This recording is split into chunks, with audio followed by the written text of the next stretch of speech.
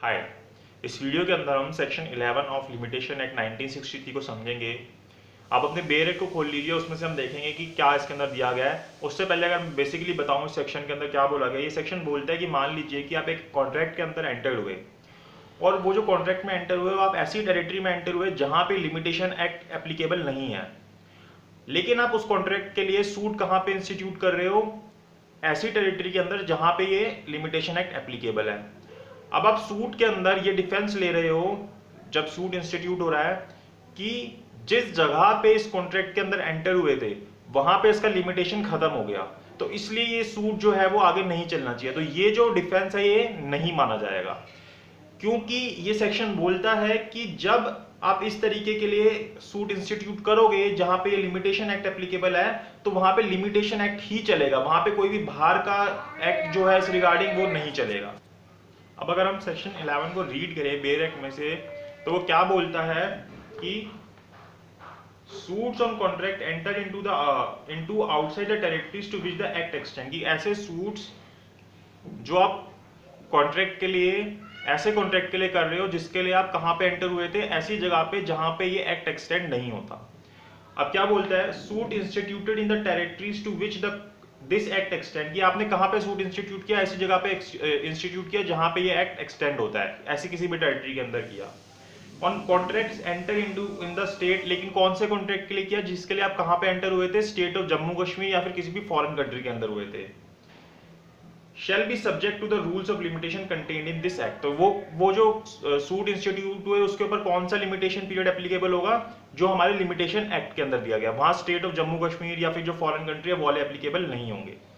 अब ये कौन से प्रिंसिपल के ऊपर ये सेक्शन बना है, ये हमारा सेक्शन बना है लेक्स लोकी कॉन्ट्रैक्टस के ऊपर, जो कि बोलता है the law of the place where the contract is made, कि जहां पे भी लॉ बना है वहां के लॉज एप्लीकेबल होंगे। इसका मतलब ये है कि सिर्फ वो लॉ ये बताएंगे कि वो जो कॉन्ट्रैक्ट है उसकी वैलिडिटी के बारे में, उसके फॉर्म्स के बारे में, उसके इंटरप्रिटेशन के बारे में, या फिर उसकी राइट्स एंड लायबिलिटीज के बारे में, लेकिन वो ये नहीं बताएंगे कि किस तरीके से सूट इंस्टीट्यूट होना है या फिर कितने पीरियड के अंदर सूट इंस्टीट्यूट होना है। अगर हम इंटरनेशनल लॉ देखें तो उसके अंदर प्रिंसिपल ये चलता है कि अगर इस तरीके से कोई सूट होता है जो किसी और कंट्री के अंदर एंटर्ड हुआ लेकिन वो कहीं और जाके उसका सूट इंस्टीट्यूट हो रहा है, तो ऐसे सूट के अंदर जो उसके इंटरप्रिटेशन लॉज होंगे, मतलब कि क्या उसके अंदर चलेगा, क्या कौन से स्टैट्यूट्स चलेंगे, वो तो उस कंट्री के चलेंगे जहां पे कॉन्ट्रैक्ट एंटर हुआ, लेकिन वो किस तरीके से सूट इंस्टीट्यूट होगा, वो उसके ऊपर लिमिटेशन पीरियड क्या होगा, कितने टाइम लिमिट के अंदर करना है वो सूट इंस्टीट्यूट, वो कौन से एप्लीकेबल होंगे जिस जगह पे, जिस टेरिटरी के अंदर वो सूट इंस्टीट्यूट हो रहा है। तो ये इंटरनेशनल लॉ भी यही बोलता है। फिर इसके अंदर जो ये सेक्शन है ये आगे क्या बोलता है, no rule of limitation in force in the state of Jammu Kashmir और in a foreign country shall be defence to the suit instituted in the said territories on a contract entered into the state और in a foreign country, की कोई भी जो वहां पे rules है, जो स्टेट ऑफ जम्मू कश्मीर या फिर जो फॉरेन कंट्री के अंदर है, वहां का कोई भी रूल जो है वो एज अ डिफेंस नहीं लिया जा सकता जब उसके लिए सूट इंस्टीट्यूट होगा हमारी टेरिटरी के अंदर, मतलब जहां पे भी लिमिटेशन एक्ट एप्लीकेबल है। लेकिन अगर मान लीजिए वहां के किसी रूल ने वो कॉन्ट्रैक्ट को ही एक्सटिंग्विश कर दिया और साथ ही साथ जो पार्टीज थी वो डोमिसाइल हुई थी उस स्टेट या फिर फॉरेन कंट्री के अंदर उस पीरियड के लिए, तो फिर जो राइट है वो खत्म हो जाएगा। मतलब एक तरीके से लिमिटेशन जो है वो एक रेमेडी होती है, लिमिटेशन ने आपकी रेमेडी तो ली, लेकिन अगर वहां की कंट्री ने आपका राइट भी ले लिया, वहां की स्टेट ने अगर आपका राइट भी ले लिया, फिर उसके बाद अब हम यहाँ पे आके मतलब कि जहां पे एक्ट एक्सटेंड है वहां पे सूट इंस्टीट्यूट नहीं कर सकते। अगर हम इसको और देखें, मान लीजिए एग्जांपल से समझे कि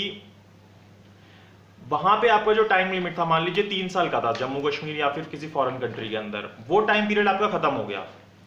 लेकिन इंडिया के अंदर आपका टाइम पीरियड था 4 इयर्स का, वो अभी खत्म नहीं हुआ,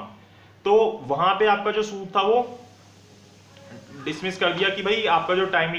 लिमिट है वो खत्म हो गई है। तो अब यहाँ हमारी कंट्री मतलब कि जहां पे एक्ट एक्सटेंडेबल है वहां पे आके सूट इंस्टीट्यूट कर सकते हो, फ्रेश सूट इंस्टीट्यूट कर सकते हो, क्योंकि यहाँ पे अभी लिमिटेशन खत्म नहीं हुई है अगर आप सूट इंस्टीट्यूट करना चाहते हो। लेकिन अगर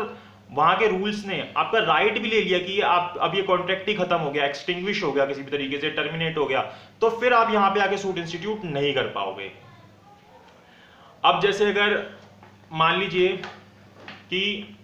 इंडिया के अंदर तो टाइम पीरियड खत्म हो गया, 3 साल का पीरियड था, और मान लीजिए फॉरेन कंट्री के अंदर उसके लिए टाइम लिमिट 4 इयर्स का था,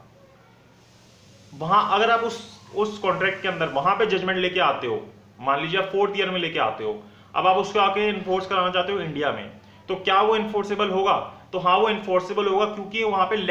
लेक्स फॉरी का प्रिंसिपल एप्लीकेबल होगा। ये बोलता है कि अगर ऐसा कोई भी जजमेंट होता है जो बाहर से लेके आते हैं वो इंडिया के अंदर कंक्लूसिव होता है, इन्फोर्सेबल होता है, उसके ऊपर लिमिटेशन से कोई मतलब नहीं है। लेकिन अगर आप उस जजमेंट को जो भी आप बाहर से लेके आए हो उसको आप खत्म करवाना चाहते हो, मतलब नहीं चाहते कि वो इंडिया में एप्लीकेबल हो, तो फिर आपको सेक्शन 13 ऑफ सीपीसी के ऊपर जाना पड़ेगा। वो बताता है वो अगर कि भाई कोई कमी है, ऐसे कोई भी आप फॉरेन जजमेंट को लेके आए हो तो फिर वो इंडिया के अंदर एप्लीकेबल नहीं होगी, वो सेक्शन 13 ऑफ सीपीसी के अंदर दिया गया। अगर आप उसमें कोई डिफेंस लेना चाहते हो, वहां पे आप लिमिटेशन एक्ट को एप्लीकेबल नहीं करोगे, क्योंकि वो जजमेंट वहां के हिसाब से लेके आया गया। वहां पे फिर जहां पे सूट इंस्टीट्यूट हुआ वहीं के जो लिमिटेशन के लॉज है वो एप्लीकेबल हो गए, तो उन्होंने वहीं पे सूट इंस्टीट्यूट किया तो वहीं के लॉज एप्लीकेबल होंगे।